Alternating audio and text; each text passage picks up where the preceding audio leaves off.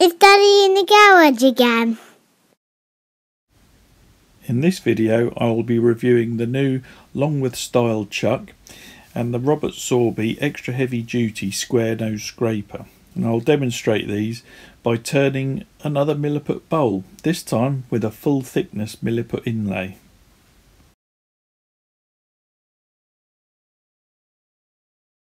Hello folks, and welcome back to my workshop.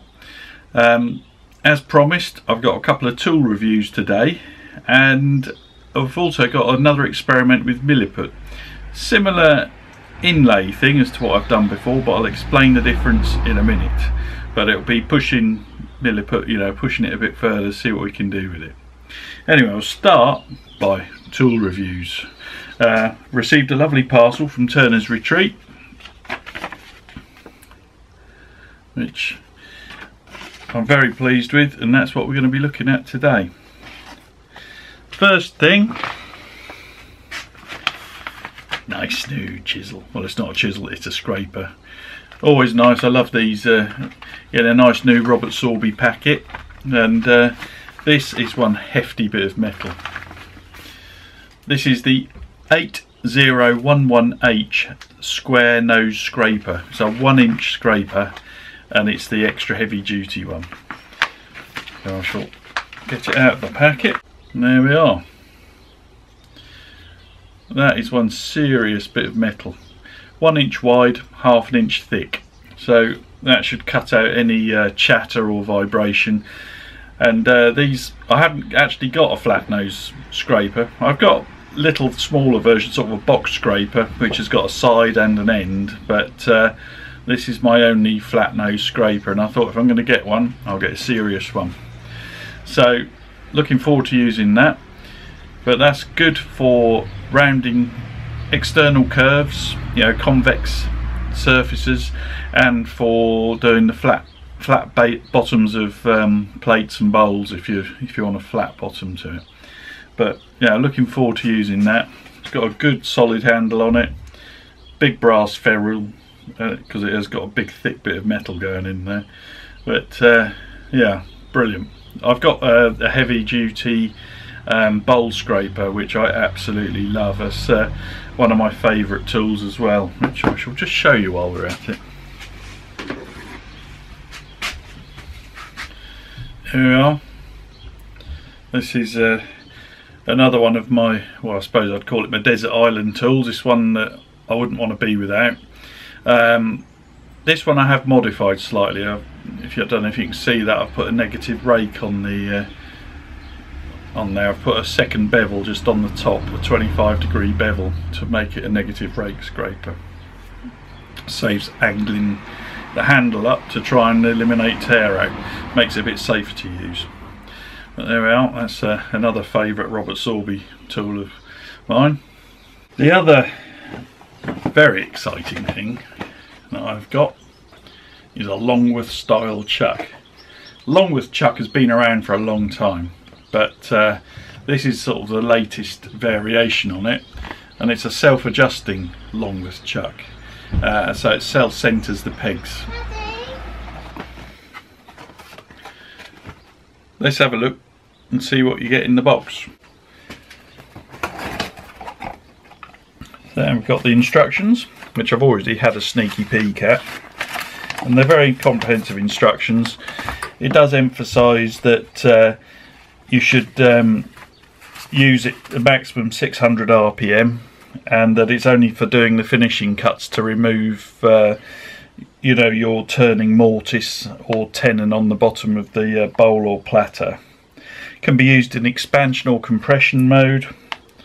And it tells you about the compressible bushes that hold the bowl in place. I've got the 14-inch Longworth Style Chuck, which in compression mode will hold a 12-inch bowl, and in expansion mode it'll go right down to 5 3/4 inch on expansion, and a maximum of 13.5 inch on expansion. the minimum compression is on compression is 4.5 inches, so you've got huge variation on that 14-inch one. I'll put that to one side and we'll have a look what we get in the box.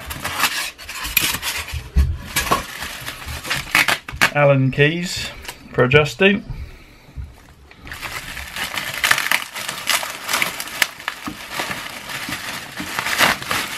Well wrapped.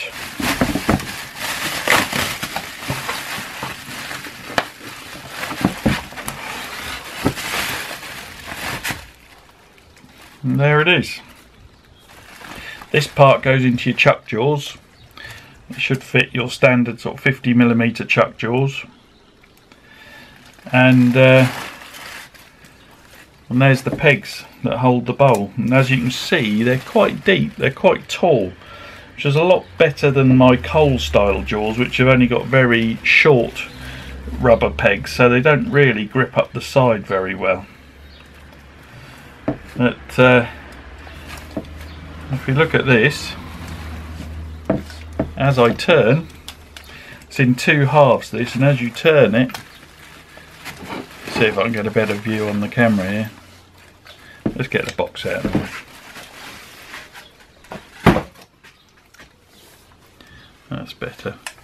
As you can see, they turn right down and they expand right out. I'll mount it on the chuck and you can see it better then.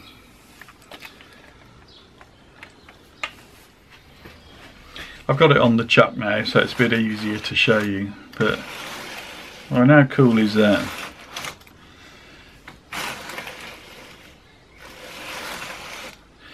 Well, they're all self-centre, so works so nicely. Very nicely engineered this is. It's very, very smooth as well. These are dual phenolic plates, you know, you've got one front and one back. And very clever design, really like it. So I'm quite looking forward to using that. Gives you all the instructions as to how much tightening you need to do on these, and they look like they should be very easy to do up and everything. But no changing of pegs, which you have to do in the coal jaws.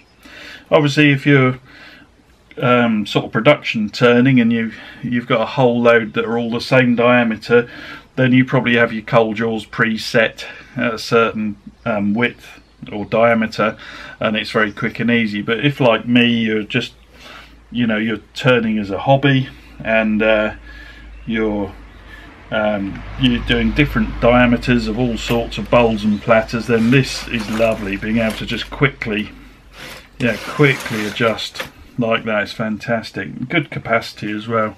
I mean, it's certainly it's professional build quality. You know, a professional wood turner would use it as well. You know, it's just brilliant for everyone really. But yeah, very keen to try that out. And the best way of trying these things out is to turn a bowl. So that's what we'll do. Before I start, I'll just quickly show you something I bought recently. Now, I've got quite a few wood carving tools and things because you know, I've done a fair bit of wood carving over the years, but I've just purchased a really nice shallow gouge. If I can show you the, don't know if you can see the profile of that, but this is a file, that's the make. It's not a file, it's a chisel, but it's made by File of Switzerland, and it's a 520 gouge. Now you're wondering why I'm showing you a wood carving gouge on a wood turning video. Well, this shape gouge is really useful if you've got a little nub on the bottom of a bowl where you've parted it off, or an item or a goblet or whatever that you've just parted off, and you've got that little nub left in the middle. If you use a shallow gouge like this, a really nice quality, very, very sharp gouge, you can just scoop that away. Just get rid of that little bit and it'll just shave that off really nicely and neatly. I just thought I'd show you that, just as another tip really. I'll start by mounting this 10" by 3" sycamore bowl blank on a faceplate using a jig and some heavy duty stainless steel screws. I'll then mount that onto the lathe. I'm using my Robert Sorby 1/2" bowl gouge, to shape the back of the bowl. Doing lots of push cuts, a few pull cuts, a little bit of shear scraping, just to create a nice round profile. Stopping the lathe to move the tool rest each time. Keep moving the tool rest in so you're close to the blank. Getting some nice cuts. Marking out the tenon. Just cutting away now to create the tenon that will go into the chuck. Just rounding that over. Marking the centre. And here I'm switching over to my new toy, which is the Robert Sorby extra heavy duty square nose scraper. This is really lovely to use, very easy to use. You can see the lovely fine shavings that are coming off, and I'm using that to round out any or smooth out any ridges and flat spots, getting rid of any of those to create a lovely smooth curve. And keep checking the profile to make sure I'm creating the curve that I want. But it's very easy to use this tool, very straightforward, gives lovely results. Just finishing off now, final little bit, wrong camera angle really, but yeah, I did get a lovely smooth finish. And here I'm just creating a recess for my Milliput Inlay, using a couple of different parting tools to do that. And you will notice that the inlay is a lot deeper than I would normally create, because this inlay is very different to what I've done before in that it's going right through full thickness. Just using a point tool here to create a little groove in each side, and this will act as a retention groove to increase the surface area for the glue, so hopefully I'll get a stronger bond for the Milliput to lock into. You can just see that groove here. And there's some Milliput, my three favourite colours, black, white, terracotta.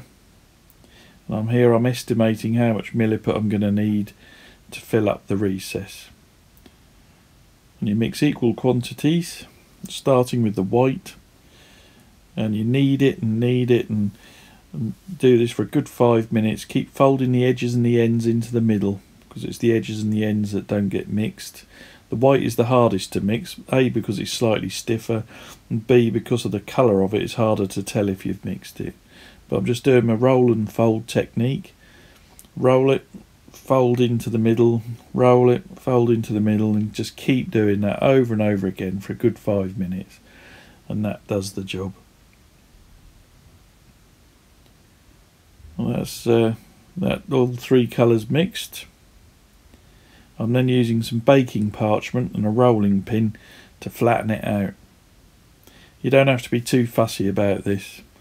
I'm going for a marbled pattern with this, and I want it to look quite random. So I'm not overly fussed about how neat it's all looking. I'm just doing the different colours here. Finishing up with the black. And you'll see the black is very, very sticky. It's always the stickiest of the colours. So I put that in the middle of the three layers. Because I'm creating a random pattern, but you have to have controlled random, if that makes sense. If you don't sort of take some preparation or do some preparation work like this, you'll end up with big blocks of colour that are the same. By layering it like this, you will ensure that you get a good mix of the three colours, and it gives you an element of control over the marbling. Just cutting away the edges where the colours are a little bit blocky, where they haven't, they're not quite as well striped. And I'm cutting it again because I'm creating another layer here, or another set of layers, rolling it out again. I'm now cutting this into strips, because I'm going to be making a big sausage to go around the recess of the bowl. And I'm twisting it now and folding it and twisting it and folding it to create this marble pattern. Just doing it randomly and squidging it together, and then creating this big long sausage that's going to be squidged into the recess. Don't worry if it looks a bit messy at this stage. These Milliput projects always do, but it'll look alright in the end. Here we've got my favourite G-Flex epoxy, slow set epoxy resin. Mix it really thoroughly. This is just an extra security precaution to make sure that the inlay stays in the recess, because its full thickness is going to be quite a lot of stress on that joint between the Milliput and the wood, and this slow set epoxy soaks into the grain nicely and will create a very strong bond between the two. And I'm now starting to squidge in my Milliput sausage. You have to be very thorough squidging this in so that you don't leave any voids underneath it. And just work your way round, keep pressing it in, and don't worry if it looks really messy. The colours in the middle of the sausage will be quite well defined. They do get a bit smudged on the outside, but when you cut it back it'll look fine. There we go, final bit of squidging. Just make sure it's all properly squashed in, make sure it's all slightly proud of the wood. I'm just using a bit of the leftover excess stuff to customise this scalpel handle. I use scalpels a lot for my craft work because they give a very fine, good cut because they're razor sharp. I'm just making my own little handle to make it more comfortable. Milliput's great for making little knife handles and things. Then leave everything for a good 24 hours to set, to fully cure. You want maximum strength, especially doing this full thickness. So next day, and we're back on the lathe. You can see it looked a bit messy, but I've now got my square nose scraper out again, and I'm cutting the Milliput back so it's flush with the wood. I like to call this bit the reveal, because this is the exciting bit where your pattern emerges. It starts to look good straight away really. Here's my scraper cam, little action cam, just so you're right in on the action here. And you can see how little vibration there is running through this. The fact the shot's so steady. That's the square nose scraper, and it's doing a great job. I did have to sharpen this a couple of times because scrapers lose their edge very quickly. I'm just running backwards and forwards until I'm flush with the wood. You get a nice controlled cut using this scraper. Here I am over to my Robert Sorby Pro Edge sharpener. Got a ceramic belt on there, and I'm just sharpening up the scraper using the special square jig, which is really meant for woodworkers' chisels, you know, framing chisels and things, but it works very good with this square nose scraper. It means you maintain the profile.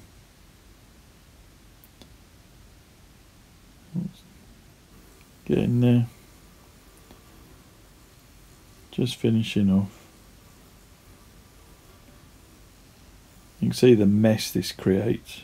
I was absolutely covered in it, but it's looking good. Then we're sanding. Simon Hope rotary sanding system, the Pro Sander. I go from 120 to 320.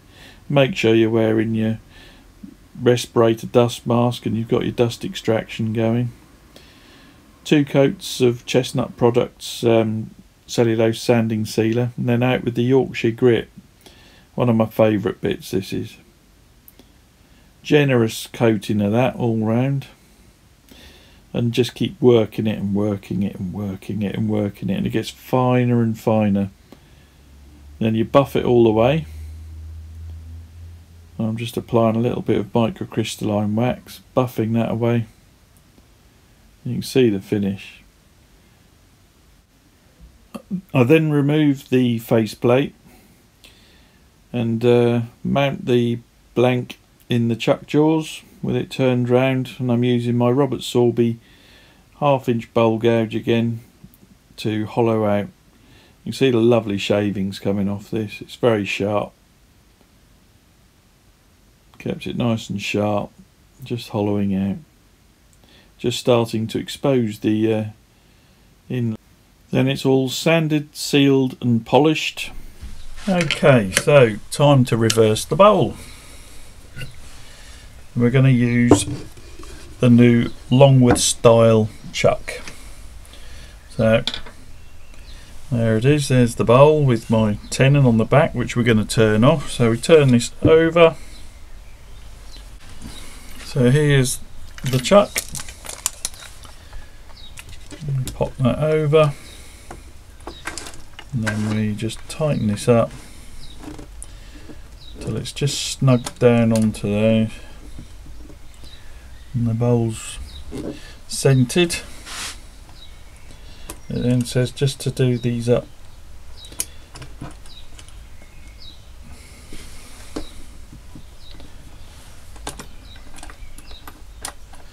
Just so that they're snugged up. Now I've found that this actually fits my 70mm jaws extremely well. The instructions say to use the 50mm jaws, but I'm going to pop it on my 70mm jaws. Just move the camera. There we are.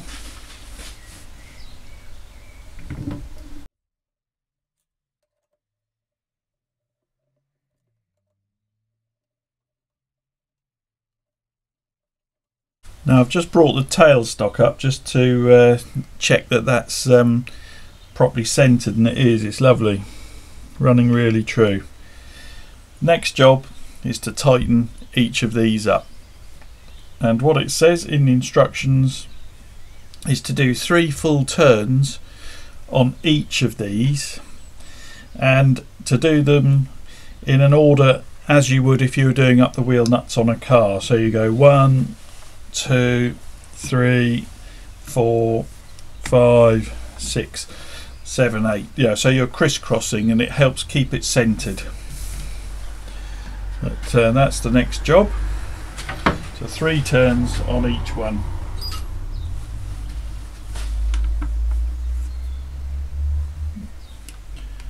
Half, 1, 2.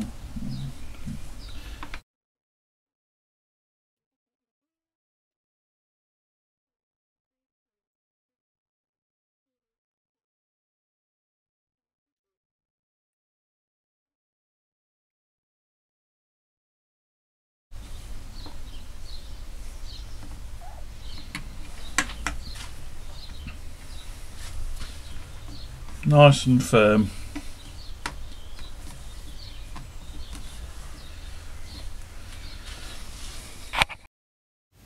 I'm just using my 3/8 bowl gouge now, Sorby 3/8 bowl gouge, to turn away the tenon on the bottom. Doing sort of shear scraping and pull cuts there. Just leaving a little nub in the middle until the last minute.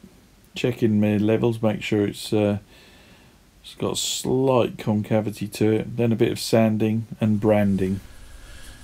Well, that's the end of this project, and I'll show you the bowl.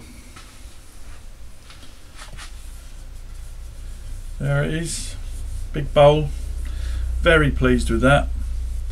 It's the first time I've taken Milliput all the way through, you know, a full thickness inlay. See if I can show you if it'll focus. I don't think it will. I'll put some stills up at the end. Very pleased with that. But there we are, that's another first for me. I was very nervous about doing this because I was worried that this might break away from this, you know, the different layers, but it was absolutely fine.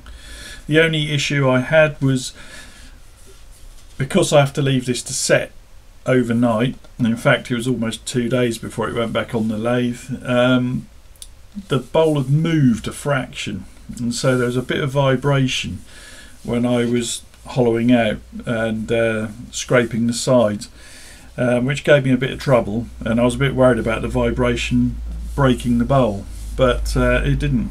It's got quite a thin wall to this bowl. It's come out really nicely, very pleased with that. But anyway, the bowl was to do the test on the tools, and I have to say I am just really made up with these tools. We've got the the square nose scraper, which I love. No steep learning curve to using this. It's easy to use, lovely weight to it, and no vibration. It just cut beautifully. Really pleased with that. That's going to be one of my everyday tools, and rightfully earns its place in my tool carousel of joyousness. So really pleased with that. Brilliant from Robert Sorby, that. But that's the extra heavy duty square nose scraper, 1 inch wide, 1/2 inch thick. Really pleased with that. And of course the Longworth Style Chuck. Fantastic, game changer for me. I was thinking it might be a bit fiddly, but it's not at all. It's easy, really simple to use, and just beautifully engineered, lovely to use. Didn't leave any marks on the wood. A really secure fit, and these longer pegs with the compressible rubber bits work brilliantly. Really good grip. I felt really safe using it, really secure, really lovely, very quick and easy to use. So can't recommend that one enough either. Yeah, it's nice when you try some new tools and you just know that these tools you're going to use again and again. There's some tools you buy and you think, might use that once in a blue moon, or yeah, it's okay. But with these two, really pleased, really pleased. Anyway, I hope you enjoyed that. I'll put some stills up at the end of the bowl, and I'll be back soon. One other thing I just want to say before I go is to give a shout out, and that's for little Charlie Zammeti, Nick's son. He's just started his own YouTube channel called Charlie the Maker, and he is so enthusiastic about it. It's lovely to see. So if you can, go across and support him. I'll put a link in the description, but I think if we can encourage youngsters into making things and realising the satisfaction you get out of making things yourself, it would be great. If we can get children away from screens and actually using their hands, I think they'll find life a whole lot more satisfying, and I think it'd be great. So if you can give him some support, that would be good. Anyway, back soon with some more videos. Cheers for now. Bye. Thank you very much for watching, and thank you very much to all my subscribers. If you haven't subscribed already, please do. It costs nothing to subscribe, and you'll be informed of when I put out new videos.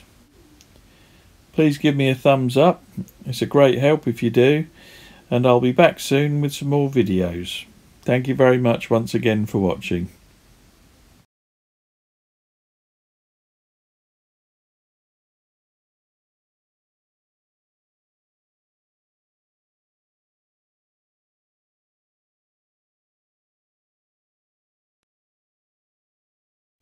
Don't forget UKIS, the UK and Ireland Woodturning Symposium, 15th and 16th of July in Coventry.